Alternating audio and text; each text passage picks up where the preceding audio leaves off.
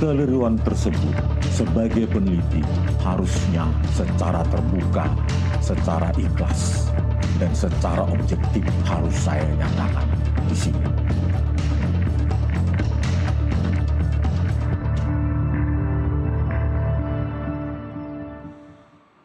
Anda menyaksikan NTV Prime Dialog bersama saya, Naila Husna. Pemirsa, Rismon Sianipar, ahli digital forensik yang juga tersangka kasus fitnah dan ujaran kebencian kasus ijazah Jokowi, tiba-tiba menyerah. Rismon mengajukan restoratif justice, membuat video permintaan maaf, kemudian mendatangi kediaman Jokowi dan meminta status tersangkanya dicabut. Yang mau kita ketahui dan mau kita bahas sekarang adalah apa ini akhir perjuangan panjang Rismon, apa isi pertemuan Rismon Jokowi di Solo, serta bagaimana membaca sikap ke depan Roy Suryo, apakah nantinya justru akan berbalik saling serang. Kita akan bahas bersama para narasumber yang sudah hadir melalui sambungan Zoom di sini. Ada kuasa hukum Jokowi, Yakub Hasibuan. Selamat sore, Bang Yakub. Sore, Mbak Naila, Bang Ahmad. Ada juga kuasa hukum Roy Suryo, Ahmad Kozinudin. Bang Kozinudin, selamat sore. Terima kasih sudah hadir di melalui sambungan Zoom di NTV Prime hari ini. Saya ingin ke Bang Yakub dulu nih untuk menanyakan respon dari Pak Jokowi atas hal yang dilakukan Rismon begitu ya, mendatangi Pak Jokowi kemudian meminta restoratif justice. Apa tanggapannya? Ya, jadi Mbak Naila, sebagaimana kita sudah bisa lihat bersama, mungkin dari beberapa video yang sudah dipost langsung oleh Bang Rismon dan juga kedatangan Bang Rismon ke kediaman Pak Jokowi, ada beberapa hal yang sebenarnya disampaikan juga oleh Bang Rismon dalam kedatangannya. 3 poin utama adalah bahwa beliau meminta maaf atas semua tuduhannya terhadap ijazah Pak Jokowi. Kemudian yang kedua, beliau menyatakan dengan ini bahwa beliau yakin ijazah Pak Jokowi asli. Dan ketiga, meminta tindak lanjut atas laporan yang ada di Polda Metro Jaya untuk dapat diselesaikan melalui restoratif justice. Pak Jokowi juga sudah langsung memberikan berdiskusi dengan kami secara langsung, menggunakan telepon mengenai hal ini dan meminta kami untuk menginformasikan ini kepada para penyidik untuk nanti ditindaklanjuti, dipertimbangkan seperti apa nanti hasil dari itu. Jadi kami juga nanti akan berdiskusi langsung dengan penyidik menindaklanjuti hal ini, Mbak. Bang Yakub, berarti ada arah untuk kedepannya yaitu peluang pencabutan status tersangka dari Bang Rismon? Tentunya karena hal ini sudah di tahap penyidikan, itu merupakan kewenangan dari para penyidik. Namun tentunya para penyidik akan mempertimbangkan hal-hal ini. Dan kebetulan sebelum ini juga sudah ada presiden-presiden, khusus di kasus ini pun sudah ada Bang Egy Sujana dan juga Pak DHL juga yang sudah diselesaikan melalui RJ. Jadi mungkin harapan Bang Rismon ini juga dapat diselesaikan melalui RJ. Namun karena kami juga sangat menghormati para penyidik di Polda Metro, sehingga kewenangan ada di mereka, kami akan berdiskusi dulu dengan mereka untuk nanti kami dengar menurut pandangan mereka seperti apa tindak lanjutnya, Mbak. Oke. Saya ingin ke Bang Ahmad Kozinudin nih. Bang Kozinudin, tanggapan Anda atas apa hal yang dilakukan oleh Rismon yang tadinya perjuangan bersama, apakah Anda menganggap ini suatu pembelotan dari perjuangan yang kemudian meminta restoratif justice akhirnya? Ya, bismillahirrahmanirrahim. Yang pertama, kami menilai saudara Rismon Sianipar sejak dia bermasalah dengan ijazah S2, S3 Yamaguchi Jepangnya, maka dia sudah tidak lagi memiliki kriteria value sebagai seorang peneliti, karena seorang peneliti itu boleh keliru tapi tidak boleh bohong, dan kasus yang menjeratnya berkaitan dengan ijazah S2, S3 yang bodong itu mengkonfirmasi bahwa dia tidak jujur atau berdusta berkaitan dengan gelar akademik yang dimilikinya, khususnya sematan sebagai atribut seorang doktor gitu. Jadi ketika dia merevisi penelitiannya dari yang sebelumnya berkesimpulan palsu bahkan 11.000 triliun persen dan kemudian mengatakan ada kekeliruan dan kesimpulannya berubah 100 derajat menjadi asli, kami juga melihat ini sudah tidak lagi memiliki nilai karena kebohongan dari sisi gelar akademik itu menjadikan apapun yang disampaikan Rismon bagi kami hari ini tidak bernilai. Selanjutnya, apa yang dilakukan klien kami tidak saja hanya menyandarkan kepada Rismond sehingga ketika Rismond berbalik arah kemudian kami kehilangan pijakan, tidak, hanyalah salah satu dari beberapa yang kemudian dijadikan sandaran untuk menyimpulkan hasil penelitian ijazah saudara Joko Widodo bermasalah begitu. Sehingga kami tidak merasa bermasalah dari sisi perjuangan ini harus dituntaskan sampai ada putusan pengadilan yang berkekuatan hukum tetap. Adapun berkaitan respon kami terhadap Rismond dan juga restoratif justice, kami meyakini proses ini akan jalan karena kita paham bahwa yang berlaku hari ini bukanlah penyidikan yang tunduk pada KUHP atau KUHAP baik yang lama maupun yang baru, tetapi tunduk apa yang kami sebut dengan KUHAP atau KUHP Sulu atau SUU Sulu. Karena sejatinya sejak pertama kali pada peristiwa Damai Hari Lubis dan juga Egy Sujana, semestinya penyidik tidak bisa menerbitkan SP3 dengan dasar restoratif justice. Kenapa? Karena tidak memenuhi syarat objektif, yakni tindak pidana yang menjadikan tersangka itu maksimal sampai 5 tahun. Sementara Damai Hari Lubis dan Egy Sujana itu ada pasal 160 KUHP yang ancamannya 6 tahun. Dan pada kasus yang kedua ini, Rismond Sianipar juga dikenakan pasal 32 35 Undang-Undang ITE yang ancaman pidananya hingga 12 tahun. Maka semestinya jika penyidik tunduk pada KUHAP dan KUHP, maka tidak akan menggunakan restoratif justice apalagi terjadi SP3. Tapi sekali lagi kami tegaskan, karena ini adalah bagian dari upaya pecah belah dan adu domba kubu Jokowi, ini akan keluar SP3 dengan argumentasi yang saya repetisi, bahwa saat ini penyidik tunduk pada SURI, bukan lagi tunduk pada hukum dan undang-undang, begitu.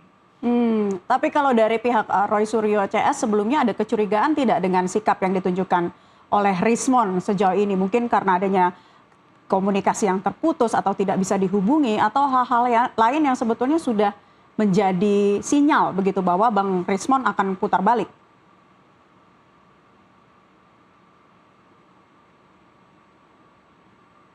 Bang Kozinudin. Baik, masih terjadi gangguan komunikasi. Nampaknya pemirsa, kita ke Bang Yakub Hasibuan selaku kuasa hukum Jokowi.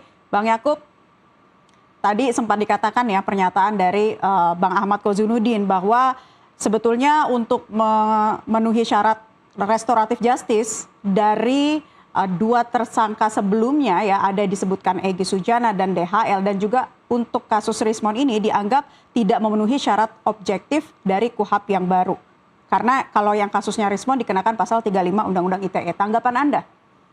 Ya, mungkin yang tadi Bang Ahmad merefer itu kan ke KUHAP baru. Namun di KUHAP baru itu juga dikatakan bahwa di pasal 361 ada ketentuan peralihan, di mana seluruh penyidikan yang sudah dilakukan dari sebelum adanya KUHAP yang baru ini masih menggunakan KUHAP yang lama. Dan di KUHAP yang lama memang restoratif justice itu diaturnya bukan di KUHAP-nya, namun di Perpol 8 2021. Dan sudah ada ratusan bahkan ribuan mungkin kasus RJ dilakukan berdasarkan Perpol tersebut. Dan di Perpol tersebut pun juga tidak ada larangan mengenai yang syarat objektif mengenai hukuman yang harus ancaman di atas 5 tahun dan sebagainya. Jadi memang RJ dari Bang DHL dan juga Bang Egy Sujana sebelumnya itu memang sudah sesuai secara hukum. Namun kami juga tidak bisa mengatakan bahwa ini RJ-nya Bang Rismond ini dapat kami simpulkan sekarang itu pasti akan juga berhasil. Karena kembali lagi ini adalah kewenangan penyidik yang mana penyidik pasti akan mempertimbangkan. Kemarin Bang Rismond sudah datang meminta maaf, menyatakan itu asli, mengakui kesalahannya. Ternyata selama ini juga tidak meneliti objek-objek yang seharusnya diteliti karena datanya masih kurang komplit. Tapi terakhir mungkin beliau berbesar hati mengakui kesalahannya, dan tentu Mbak, kami selalu berpegangan bahwa kebenaran itu akan menemukan jalannya sendiri. Dan terlihat kemarin bahwa dia sudah sangat yakin karena sebagaimana mestinya sudah dikatakan juga oleh penerbitnya itu asli, dan beliau yakin dengan segala keahliannya bahwa memang ijazah Pak Jokowi itu asli. Bang Yakub, sejauh mana sih RJ bisa diterapkan dalam kasus fitnah dan juga ujaran kebencian seperti ini? Kalau kita melihat ketentuan hukumnya tentunya sangat bisa dengan adanya Perpol itu, khususnya untuk kasus ini. Dan juga dari spirit penegakan hukum di Indonesia juga sangat mengedepankan sekarang restorasi dan juga recovery. Termasuk di tindak pidana lain pun tetap pemulihan adalah yang menjadi utama, sehingga pemidanaan itu adalah hal yang terakhir. Namun tetap saja kami tetap menyerahkan ini kepada penyidik untuk nanti dipertimbangkan, gitu Mbak.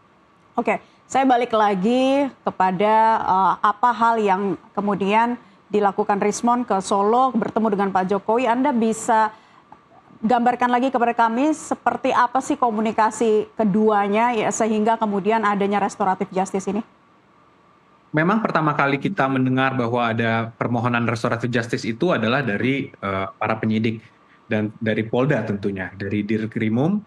Pak Dirkrimum itu menyatakan ada permohonan itu yang kemudian diteruskan. Dan ternyata dari pihak penyidik sebagai penegak hukum membantu untuk memfasilitasi. Dan ternyata kemarin itu juga sudah hadir langsung, didampingi juga oleh kuasa hukumnya. Walaupun yang informasi saya dengar, Bang Rismon masuk terlebih dahulu, dan di situ ada diskusi, silaturahmi, dan sebagainya. Dan di situ dikatakan bahwa beliau meminta maaf, dan juga menyatakan ijazah Pak Jokowi itu asli. Dan juga kita mungkin bisa menyimak juga beberapa video yang dibuat langsung oleh Bang Rismon sendiri, di mana di situ sudah sangat clear menurut saya, semua hal yang didiskusikan termasuk dengan isu ijazah ini. Sehingga beliau juga malah meminta beberapa pihak-pihak yang masih meragukan itu untuk stop, dan malah menantang, ayo mari kita adu mekanik, kita lihat, kita challenge kalau memang penelitian Bang Rismon yang terakhir yang menyatakan itu asli itu tidak benar, silakan diadu. Baik, coba ya saya tanya ke Bang Ahmad Kozinudin. Bang Kozinudin, masih terus siap untuk adu mekanik dalam hal ini? Dari RRT udah ada satu nih yang kemudian putar balik, dan bagaimana kemudian sikap Roy Suryo CS selanjutnya? Sebagaimana saya tegaskan, sekarang ini Rismon Sianipar tidak memiliki reputasi dan integritas sebagai orang yang punya kapasitas untuk meneliti, karena dia sudah tidak jujur, dia berbohong soal ijazah S2 dan S3-nya, gelar doktornya. Karena itu tantangan dari seorang yang sudah tidak punya integritas itu tidak bernilai bagi kami untuk dilayani. Dan apalagi persoalan ini bukan kemudian adu mekanik di luar pengadilan, justru yang kami tunggu adalah saat ada di persidangan yang terbuka untuk umum, karena di sana kami tentu bisa mempersoalkan apa yang dia sampaikan tadi dan punya nilai hukum saat di pengadilan. Apalagi secara formil, statement yang dibuat melalui video, baik video sekali, 2 kali, 10 kali, itu juga tidak bernilai. Karena dalam hukum, keterangan yang punya nilai adalah keterangan yang diajukan atau dihadirkan dalam sebuah persidangan yang terbuka untuk umum. Dan bagi kami, seorang Risma itu adalah seorang pengkhianat. Jadi tidak relevan lagi kami melayani tantangan dari seorang pengkhianat. Karena bagi pengkhianat, value-nya itu adalah membela pengkhianatan itu. Sehingga seobjektif apapun argumentasi yang kami sampaikan, maka tetap saja akan dibantah. Dan bantahan dari seorang pengkhianat itu juga tidak perlu kami nilai. Kenapa? Karena tentu saja itu tidak bernilai. Dan yang paling penting sebenarnya, adanya pengkhianatan seorang Rismon ini tidak kemudian menaikkan status ijazah Saudara Joko Widodo yang tadinya bermasalah menjadi asli. Kenapa? Status itu baru bisa pulih ketika ada apa yang disebut dengan putusan pengadilan yang berkekuatan hukum tetap. Terbukti pada saat terjadi restoratif justice terhadap Egy Sujana dan juga Damai Hari Lubis, SP3 yang diberikan itu, restoratif yang terjadi itu tidak mampu merestorasi apa yang kemudian bermasalah dari ijazah Saudara Joko Widodo. Sehingga terjadi perburuan restorasi lain. Dan perlu saya konfirmasi, hari ini klien-klien kami masih terus dirayu, dibujuk agar bisa datang ke Solo, sowan ke Jokowi, dan agar bisa dan tentu saja ini akan memberikan insentif politik bagi Jokowi, seolah-olah ijazahnya sudah benar karena adanya perdamaian. Secara hukum belum ada satupun pembuktian yang bisa mengkonfirmasi ijazah itu tidak bermasalah. Sebaliknya, sepanjang kasus ini tidak dicabut, tentu saja ijazah ini bermasalah. Kenapa? Karena Saudara Jokowi lah yang membawa perkara ini secara hukum dengan tuduhan fitnah terhadap orang yang sedang meneliti ijazahnya. Dirayu, dibujuk dalam hal ini, Anda bisa jabarkan lagi nggak, Bang Kozinudin? Dirayu, dibujuknya seperti apa dan dari kubu sebelah, kubu Jokowi? Ya, ada yang dengan bahasa-bahasa tak langsung melalui penyidik, ada yang melalui relawan, ada yang melalui orang yang dulu setelah membawa Egy Sujana ke Solo, ada yang melalui orang kampung berusaha membangun narasi seolah-olah ingin menyelamatkan klien kami, kasihan dan seterusnya. Kalau dilanjutkan akan demikian, dan sepanjang dan sejauh ini semuanya gagal. Kenapa? Karena sekali lagi klien kami itu punya tanggung jawab moral kepada seluruh rakyat Indonesia, bangsa dan negara untuk membawa perkara ini ke pengadilan dan dibuktikan, sehingga tidak ada lagi legacy yang kita tutupi di era kita hanya dengan perdamaian. Sekali lagi, perdamaian itu tidak pernah mengubah yang keliru menjadi benar atau yang benar menjadi keliru. Perdamaian itu adalah subjektivitas dari para pihak yang ingin menghentikan kasus, bukan objektivitas terhadap persoalan yang sedang dihadapi. Padahal seluruh rakyat Indonesia kita saat ini sedang menunggu-nunggu proses pembuktian untuk membenarkan atau tidak membenarkan tentang ijazah saudara Joko Widodo, sehingga upaya yang terus dibangun terhadap kami ini makin menegaskan memang ijazah tersebut bermasalah. Kenapa? Karena kalau tidak bermasalah, tidak perlu ada perburuan restoratif justice, tidak perlu ada sayembara restoratif justice, sehingga banyak pihak yang kemudian diiming-imingi dan juga dengan ancaman agar bisa mengambil restoratif justice. Dan saya mau tegaskan, Rismon ini kan menjadi pengecut itu restoratif justice kan setelah dia dilaporkan dengan ijazah yang diduga palsu dari Jepang itu. Sebelumnya kan dia garang, tetapi begitu diancam dengan laporan tentang 2 ijazahnya di Jepang, dia keok. Nah, saya kira argumentasi dari orang yang keok itu tidak bernilai. Bagaimana mungkin kita mengambil pembenaran atas sebuah dokumen hukum dari argumentasi orang yang keok begitu? Adanya penawaran dan ancaman, ini yang digarisbawahi. Coba kita tanya dari kuasa hukum Pak Jokowi ini, Bang Yakub, sanggahan Anda terkait hal yang dikatakan oleh kubu Roy Suryo CS bahwa kuat sekali nih ada pihak-pihak yang berusaha memecah belah kubu Roy Suryo. Seperti apa tanggapannya? Iya Mbak, tentunya pertama saya tegaskan di sini bahwa kami selaku kuasa hukum resmi dari Pak Jokowi dan juga orang-orang yang mungkin mendapat arahan langsung dari Pak Jokowi itu tidak pernah memujuk siapapun untuk melakukan RJ.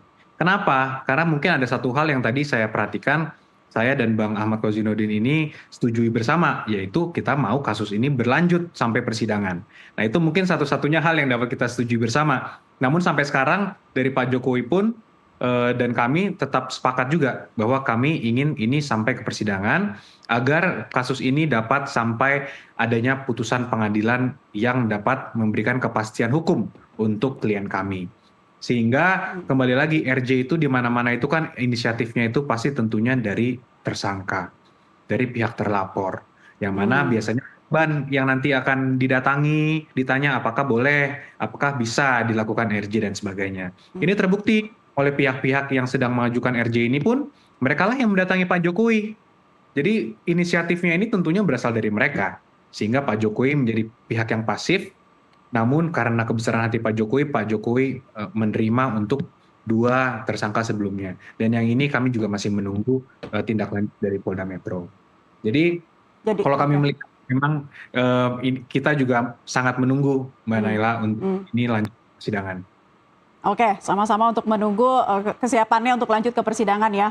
Bang Ahmad Kozinudin, jadi kalau Anda sendiri menilai apa yang dilakukan Rismon dengan perkataannya bahwa penelitian itu bersifat dinamis ya, terutama dengan penelitian ilmiah, yang artinya ini berkembang begitu ya dari buku sebelumnya Jokowi's White Papers. Jadi kalau nantinya yang dikatakan oleh Rismon ini berarti akan ada buku baru yang diluncurkan oleh Roy Suryo dan Dr. Tifa atau seperti apa ya? Dinamisnya kalau karena adanya kebenaran kami bisa menerima, tapi ini kan dinamisnya karena ada ancaman laporan terhadap ijazah S2 S3 yang bermasalah. Dan saya mau tegaskan memang yang ditugaskan untuk mengiming-imingi RJ dan membawa ke Solo bertemu Jokowi bukanlah Bung Yakub atau kuasa hukum, tetapi sebelah relawan. Misalnya Egy Sujana itu sebelum sampai ke Solo mendatangi Jokowi itu kan didatangi Darmizal, didatangi oleh relawan Jokowi, Rejo, ada Rahmat, dan itu videonya juga beredar, baru kemudian datang ke Solo. Artinya memang ada tugas yang berbeda, tentu tugas-tugas seperti nggak mungkin lah diberikan kepada Bung Yakub Hasibuan, karena memang tugas Bung Yakub hanya dibatasi pada persoalan hukum dengan kasusnya. Sementara hal-hal yang berkaitan dengan politik, intrik, pecah belah, adu domba, tentu tidak akan mungkin diberikan kepada kuasa hukum karena tugasnya berbeda. Dan kenyataannya bahwa hari ini kita lihat Saudara Joko Widodo sampai hari ini juga tidak memiliki argumentasi untuk bisa meyakinkan publik bahwa ijazah itu tidak masalah. Dengan apa? Dengan tidak melakukan tindakan-tindakan yang menghentikan apa yang dialami oleh klien-klien kami begitu. Misalnya, nah, Rismon ini kan juga masuk ke sana juga setelah ada kasus,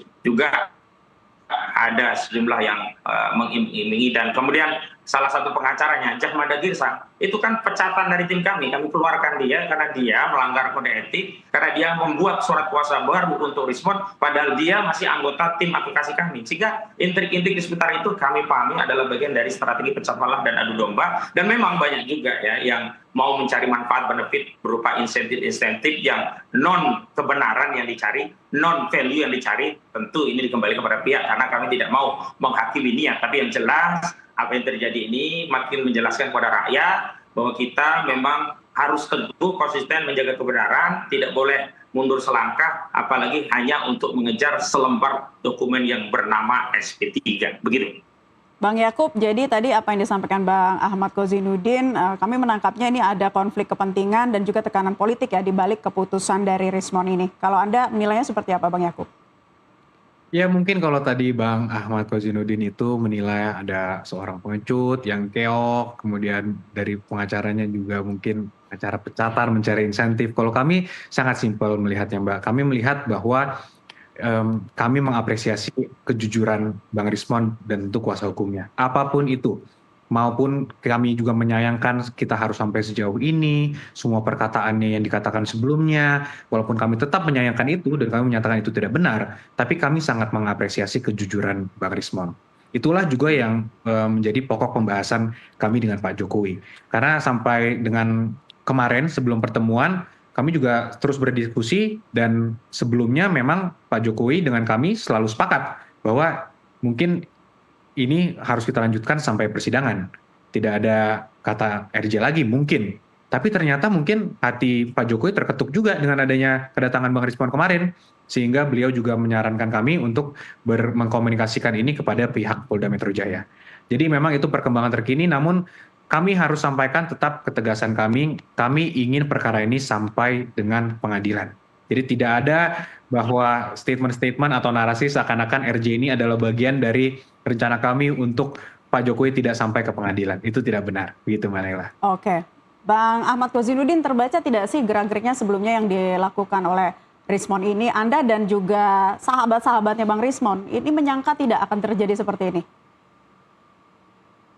Ya, kami sebelum ada kasus orang ijazah Jepang, juga sebelum Rismon itu kemudian menunjuk tim kuasa baru, ketika Rismon kami asuh bersama kami itu nggak ada masalah gitu, ketegasan, kekuatan, keteguhan, konsistensi, reputasitas itu masih kami jaga dan dia juga masih mempertahankan. Namun belakangan memang begitu kuat hantaman dan titik di mana ijazah itu juga bisa saja bukan hanya menyeret dirinya yang terkait Jepang, juga bisa menyeret keluarganya karena juga bukan hanya soal ijazah S2, S3 Jepang yang bermasalah, tetapi juga surat kematian yang diduga juga dipalsukan dan tidak mungkin surat keterangan palsu itu tidak melibatkan keluarga. Nah mungkin ini yang membuat Rismon menjadi pengecut dan menarik diri, sehingga apa yang dilakukan Rismon itu bukanlah sebuah kejujuran dan sifat gentleman, itu kami nilai itu adalah bentuk kepengecutan dan pengkhianatan. Walau kami sayangkan, kalau sebenarnya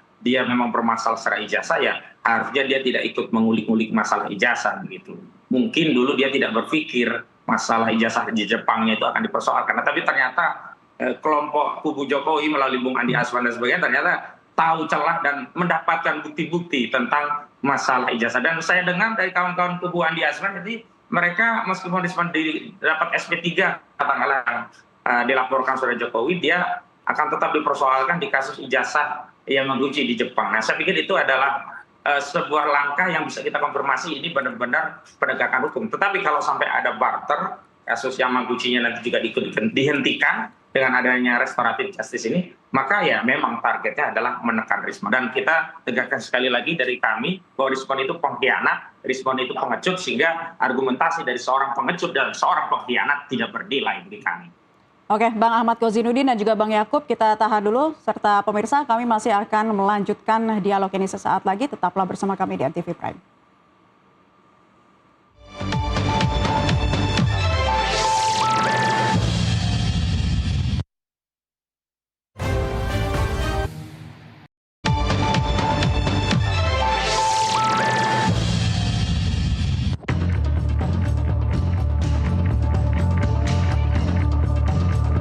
Kekeliruan tersebut sebagai peneliti harusnya secara terbuka, secara ikhlas, dan secara objektif harus saya nyatakan di sini.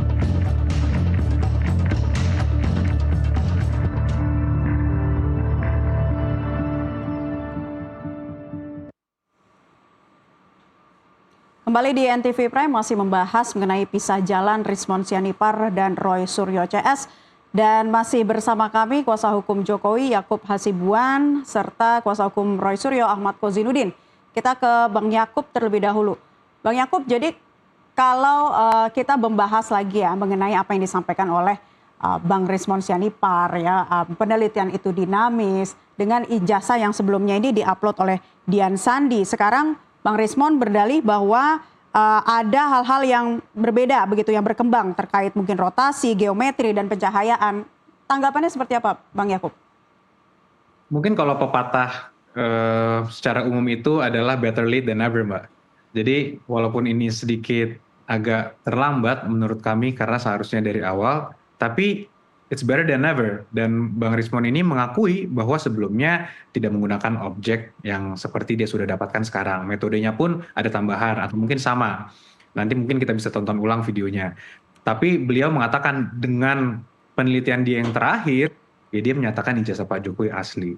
Jadi kembali lagi, walaupun ini sedikit telat mungkin, tapi kejujuran itu harus kita apresiasi bersama.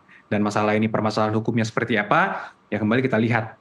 Mungkin itu juga harus dinamis kita diskusikan, karena itu bukan hanya kami yang menentukan, karena kami hanya sebagai pelapor di situ, tapi adalah pihak penyidik di Polda Metro nanti yang menentukan, Mbak. Oke, saya ingin ke Bang Ahmad Kozinudin, sudah tersambung bersama kami? Ya, sudah. Baik. Bang Kozinudin, tolong coba jelaskan kepada kami ya apa yang disampaikan Bang Rismon terkait penelitiannya yang terus berkembang begitu. Ada hal-hal yang lebih digarisbawahi kembali gitu oleh Bang Rismon. Ada pencahayaan, rotasi, dan lain-lain. Kalau Anda menilainya seperti apa? Rismon mengklaim 2 bulan melakukan penelitian, sementara 3 minggu yang lalu saat dia dijadikan ahli negeri Surakarta pada sidang CLS, dia masih memberikan keterangan ahli untuk menguatkan gugatan penggugat yang menyimpulkan ijazah saudara Joko Widodo bermasalah.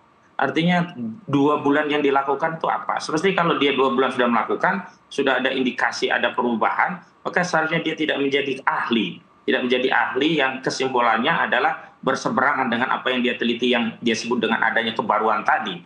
Tetapi yang paling jelas, paling tegas adalah perubahan sikap itu terbaca setelah ada laporan berkaitan dengan ijazah S2, S3 dia yang di Jepang yang bermasalah. Disitulah titiknya. Jadi kalau masalah perubahan dan sebagainya itu dalil saja. Dan bagi orang yang sudah paham tentang argumentasi bisa dibangun dengan apapun, yang penting tujuannya kemana. Dan kita melihat argumentasi yang dibangun itu tujuannya adalah untuk melindungi dirinya, melegitimasi perubahan sikap dia yang tadinya melawan Jokowi dan hari ini dia berpihak dan bahkan tunduk minta ampun kepada Joko Widodo. Nah, harusnya kalau dia memang melihat ada perubahan itu terjadi sejak terjadi gelar perkara khusus 15 Desember yang lalu, karena dia juga termasuk diperlihatkan dokumen itu. Tapi setelah peristiwa itu dia masih keras, bahkan kemana-mana menyatakan saya lebih baik mati daripada berdamai dengan Jokowi.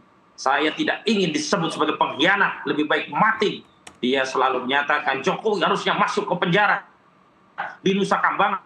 Nah, artinya kita melihat alasan yang paling reasonable adalah adanya tekanan, baik tekanan dirinya juga mungkin juga keluarganya, selain ada kombinasi ya upaya yang memang secara sistematis dilakukan oleh kubu Jokowi. Sekali lagi tidak melalui Bung Yakub Hasibuan tentunya, yang memang mengorkestrasi ya sayembara untuk melakukan apa yang disebut dengan restoratif justice, membawa atau memboyong para tersangka di Solo dengan tujuan bahwa Jokowi ingin melegitimasi atau membersihkan reputasinya itu dengan perdamaian, bukan dengan putusan pengadilan. Sekali lagi, padahal perdamaian itu tidak mengubah objek yang hari ini dipersengketakan. Makanya saya setuju dengan Bung Yakub Hasibuan, ayolah kita bawa ini ke pengadilan, sampai berkekuatan itu tetaplah. Biar rakyat semuanya menilai, biar ada hakim yang menengahi kita, biar ada ya peserta pengadilan yang bisa melihat langsung. Kenapa? Kami juga punya pengalaman hasil keterangan dalam BAP juga di media itu begitu dimasukkan ke pengadilan bisa berubah. Kita bisa lihat saja lah keterangan Ova Emilia saja yang bermasalah. Dia menyatakan ada 2 tanggal kelulusan Jokowi dari 5 November dan 23 Oktober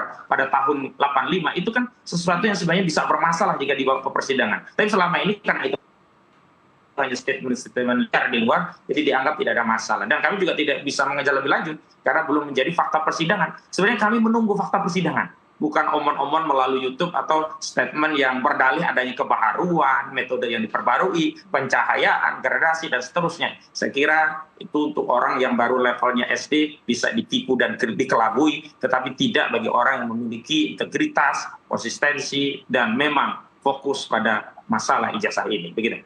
Oke, Bang Yakub, Tadi dikatakan Bang Ahmad Kozinudin kalau ada perubahan objek penelitian seharusnya dari gelar perkara khusus saja gitu ya. Hal ini kok terjadi seperti tiba-tiba walaupun katanya penelitiannya sudah dilakukan selama 2 bulan. Ya, mungkin salah satu hal yang harus kita highlight itu saya sendiri melihat ada pernyataan Bang Rismon bahwa beliau bukan hanya meminta maaf pada Pak Jokowi, tetapi juga kepada rakyat Indonesia. Dan sebagai peneliti itu harus jujur apapun hasilnya, happy or not, harus jujur. Jadi itu yang mungkin saya bisa highlight dari situ. Apakah dia baru mengetahuinya dan kesimpulan 100%-nya itu ternyata baru minggu lalu, kita tidak tahu. Tapi faktanya adalah ada seseorang yang tadinya sangat keras menuduh ijazah Pak Jokowi palsu, tiba-tiba sekarang mengatakan, oke, saya sudah melakukan lebih menyeluruh penelitiannya, ternyata itu asli. Itulah fakta yang harus kita terima bersama, whether we like it or not gitu. Tapi juga kami melihat bahwa kalau ada tuduhan-tuduhan sekarang mengatakan Pak Jokowi yang mengorkestrasi adanya RJ dan sebagainya, itu saya katakan tidak benar. Karena dari awal kita melapor, kita ingin ini sampai ke pengadilan, Mbak. Itulah gunanya kami melapor ke Polda Metro. Kami ingin ini diperiksa oleh majelis hakim sehingga ada suatu putusan. Jadi ya kita tunggu nanti ini sampai masuk ke persidangan, diperiksa oleh hakim, dan mudah-mudahan mendapat suatu putusan yang dapat memberikan kepastian hukum bagi klien kami. Oke, Gitu, Mbak. Bang Kozinudin, tadi kan berkali-kali kita dengar pernyataan dari Bang Rismon Sianipar bahwa alasannya saat ini meminta RJ adalah karena harus jujur, lebih baik jujur gitu. Berarti selama ini nggak jujur dong, apalagi yang ditulis di Jokowi Watch Paper. Kejujuran macam apa yang bisa kita percaya dari orang yang ijazahnya bermasalah, setelah ijazahnya dipermasalahkan itulah baru dia berubah pendapat, berubah kesimpulan, berubah penelitian. Jadi kalau kita bicara bahwa seorang peneliti tidak boleh bohong, dia harus menyatakan apapun, dia masih boleh salah. Saya setuju. Dan hari ini kejujuran itu justru tidak ada pada Rismon Sianipar karena dia ya berstatement seperti ini kan karena ketidakjujuran dia di masalah ijazah dia yang dari Jepang, yang kemudian setelah itu dipersoalkan barulah dia membangun narasi kebaharuan, metodologi, penelitian yang komprehensif, baru kemudian kesulitan. Saya kira juga kalau kita bicara bahwa ini persoalannya tidak ada orkestrasi, sederhana saja. Semestinya mediasi itu dilakukan penyidik di Polda, yang otoritasnya itu adalah penyidik, bukan di Solo. Ini kan otoritasnya di Solo, semua dipanggil ke sana. Bahkan saat yang pertama ada 6 penyidik, ada termasuknya juga ada Direktur Kriminal Umum, Iman Imanuddin datang ke Jokowi ke Solo. Ini kan luar biasa. Semenjak Jokowi berhalangan, bisa saja Jokowi mengutus kuasa hukumnya untuk datang ke Polda, dimediasi, diwakilkan. Pesan Jokowi, silahkan untuk dipertimbangkan restoratif justice, bukan penyidik yang sowan ke Solo. Saya kira itu yang menjadi soal. Dan kemarin ini kan sebenarnya semacam ada yang dievaluasi dari yang dilakukan oleh Rismon. Kenapa? Karena permohonan itu disampaikan dahulu, barulah Rismon ke Solo. Berbeda dengan kasus Egy Sujana. Permohonan ke Solo, minta diperintahkan Kapolri, minta diperintahkan Kapolda, minta diperintahkan Direktur Kriminal Umum, barulah ditindaklanjuti. Jadi 8 Januari pergi ke Solo, 13 Januari ajukan permohonan restoratif justice, dan 15 Januari keluar SP3. Saya kira semua tahapan-tahapan yang ada termasuk presiden yang kita masih ingat karena perjalanan belum lama ini, bisa kita simpulkan bahwa ini semua tidak lepas dari orkestrasi yang dibangun oleh Jokowi. Apalagi kita lihat orang-orang yang berkaitan dengan kasus ini itu bukan orang yang tidak ada kaitannya, misalkan relawan-relawan.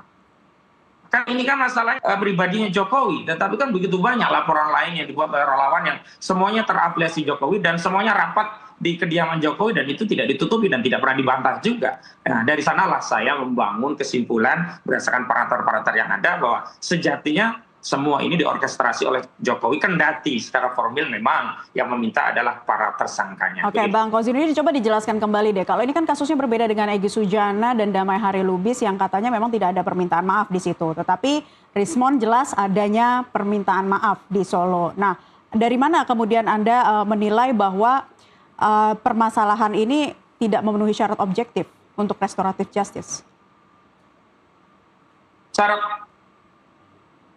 objektif itu adalah pasal, Mbak. Pasal yang menjadikan tersangka itu maksimal sampai 5 tahun. Sementara Rismon itu kena pasal 32, 35 Undang-Undang ITE. Itu laporan dari Joko Widodo, pelapornya Bung Yakut Hasibuan ada 3235 itu 12 tahun. Itu secara objektif. Kalau kita bicara perdamaian, permohonan minta maaf, kesepakatan, itu secara subjektif. Memang saya akui secara subjektif dipenuhi. Secara objektifnya, dan tadi kalau dikaitkan ini penyidikannya dengan Perkapolri, ya bukan dengan KUHP yang baru. Per Januari 2026 rejim KUHP dan KUHP kita itu sudah berlaku rejim KUHP dan KUHP yang baru, nggak bisa ditarik ke belakang. Memang hari ini kita gunakan dengan undang-undang yang lama berlaku, ya ketentuan yang baru itu menghapus ketentuan yang lama, dan ketentuan yang baru itu ya KUHP yang baru, KUHP yang baru, tidak kemudian dibawa pakai Perkapolri. Lucu kalau ada SP3 hari ini dengar Perkapolri padahal kita udah punya KUHP gitu. Baik, Bang Ahmad Gauzinuddin dan juga Bang Yakub, kita punya keterangan yang disampaikan oleh Roy Suryo pasca perubahan sikap Rismon Sianipar yang datang ke Solo. Kita simak bersama dulu ya berikut ini. Saya terus terang bersama teman-teman dan juga kuasa hukum lainnya itu memang tidak menyangka ya, akan terjadi perubahan, akan terjadi eskalasi seperti ini. Karena apa? Belum lama sebenarnya Respon itu masih membuat analisis di X. Ada analisisnya yang misalnya tanggal 25 Februari yang lalu. Ini analisisnya tanggal 25 Februari. Dia masih meyakini bahwa salinan ijazah dari Jokowi yang digunakan untuk wali kota itu salin yang sama, bahkan dia menyebut hanya ada semacam kotoran atau semacam perbedaan, tapi itu sama. Berarti apa? Berarti salinan ijazah yang sama digunakan 2 kali. Artinya apa? Palsu. Gitu. Kalau dalam statement yang terbaru semalam dia mengatakan bahwa selama 2 bulan dia mengadakan merubah penelitiannya. Ini kita bertanya, 2 bulannya itu mulai kapan? Karena awal tahunnya yang lalu ya, awal tahun 2026 dia tuh masih launching buku namanya Gibran N gitu ya, Gibran N. Nah, jadi artinya apa? Dia juga terus mempromosikan buku itu dari satu kota ke kota yang lain, dan teman-teman yang lain juga menyadari kalau dia kemudian statement dia menggunakan penelitian, kapan penelitiannya. Jadi kami menduga bahwa memang ada sesuatu yang memaksa dia untuk mengubah pendiriannya. Tapi saya sih secara pribadi mengatakan karena ini bulan suci Ramadan, bulan baik ya, moga-moga Rismon Sianipar mendapatkan hidayah dari Tuhan yang Maha Kuasa, dari Allah Subhanahu Wa Taala. Itu aja, dan moga-moga dia bahagia dengan keputusannya itu. Itu. Untuk ya. Pak Roy sendiri nanti menyusul Rismon atau gimana? Sama sekali tidak. Saya sudah komitmen untuk amanah, dan insya Allah juga bersama dengan teman-teman yang lain. Kami tadi ketemu bertiga ya, itu karena Pak Rizal Fadila kemarin ya ketemunya, tapi kalau tadi bertiga itu adalah saya, kemudian Bu Kurnia Triwani, kemudian juga ada Pak Rostam, itu Bu Dr. Tifa juga kemarin juga kita telepon, video call, dan kemudian membahas ini. Insya Allah kami tetap amanah menjalankan apa yang diharapkan oleh masyarakat untuk membongkar kepalsuan yang namanya ijazah yang 99,9% palsu itu milik Joko Widodo. Dan kami tidak akan mundur 0,1% pun ya, karena majunya kami sudah 99,9% gitu ya. Jadi insya Allah kami tidak akan mundur. Saya ingin kembali ke Bang Yakub ini ya, seperti yang dikatakan tadi oleh Roy Suryo bahwa memang kejadiannya terjadi begitu tiba-tiba. Pihak Roy Suryo CS mengaku masih terus berkomunikasi, masih baik-baik saja kok hubungannya begitu ya. Dan belum lama masih membuat analisis pada 25 Februari yang meyakini bahwa salinan ijazah masih sesuai dengan penelitian awal. Nah, tanggapan Anda termasuk juga katanya akan ada buku baru yang muncul sesaat lagi di tahun ini, Endgame Gibran. Anda sudah dengar bukunya? Dan perubahan ini tiba-tiba semuanya, dan ini juga yang menjadi narasi yang akan terus dibawa pihak Roy Suryo CS jika nanti sampai ke persidangan. Tanggapan Anda? Ya, kalau saya sih melihatnya simpel ya. Ini adalah dapur mereka yang mereka sedang mungkin diskusi internal juga apa yang terjadi. Mungkin mereka pun antara Mas Roy dan Bang Rismon pun masih juga belum tahu apa yang terjadi antara mereka ya. Sehingga Mas Roy juga masih kebingungan kenapa Bang Rismon bisa seperti itu dan sebagainya. Tapi yang bisa saya tangkap saja itu adalah statement Bang Rismon. Beliau mengatakan bahwa saya sudah melakukan penelitian yang jauh lebih komprehensif sekarang dengan metode-metode yang sama, namun source-nya berubah juga. Saya lihat lagi, saya lihat ulang lagi, saya tinjau ulang dengan segala keahlian beliau, dan beliau menyatakan itu asli. Ya kembali, kami juga sebenarnya juga menyayangkan kenapa ini baru sekarang. Jadi saya pun juga tetap masih juga menyayangkan itu. Tapi kembali beliau juga mengatakan ya kejujuran itu harus diutamakan dan lebih baik beliau jujur sekarang daripada tidak jujur sama sekali. Itu tanggapan kami sebenarnya. Jadi ya apapun itu mungkin Bang Roy agak kecewa, ya tentu ya mungkin secara manusiawi kalau kita melihatnya secara umum ya mungkin bisa dipahami lah yang tadinya mungkin satu grup memperjuangkan sesuatu, saya nggak tahu itu apa yang diperjuangkan, tapi sekarang ada satu ternyata sudah kembali ke jalan yang benar menurut kami. Baik, terakhir ya saya ke Bang Ahmad Kozzinuddin. Bagaimana nih Bang Kozzinuddin kelanjutannya masih terus maju dong ya, tak gentar dengan kasus ini meskipun sahabat-sahabat sudah mundur satu persatu. Singkat saja Bang Kozzinuddin.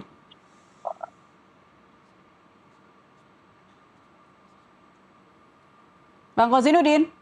Ya, sayang sekali pemirsa, kami memiliki gangguan komunikasi dengan narasumber saya dari pihak Roy Suryo, Ahmad Kozzinuddin. Baik, ini singkat saja ya Bang Ahmad, terakhir. Jadi gimana langkah lanjutannya? Masih terus maju kan ya? Ya, menurut kami justru Rismon lah yang hari ini berbohong, tidak jujur bahwa ijazah S2 S3-nya dari Jepang itu bermasalah, sehingga orang yang hari ini berbohong tidak jujur, maka keterangan penelitian tentang kebaruan, mekanisme baru, metode baru, dan penelitian yang diklaim komprehensif itu jadi tidak bernilai. Karena itu saya mengajak seluruh masyarakat, ayo kita bareng-bareng sikapi secara objektif, kita tunggu pengadilan, kita tunggu putusan pengadilan berkekuatan hukum tetap, biarlah yang menjadi pecundang menjadi pecundang, berkhianat menjadi berkhianat, pengecut jadi pengecut, kita lanjutkan perjuangan. Saya kira itu yang perlu saya tegaskan. Baik, terima kasih Bang Ahmad Kozzinuddin dan juga Bang Yakub Hasibuan. Terima kasih narasumber di Nusantara TV Prime hari ini.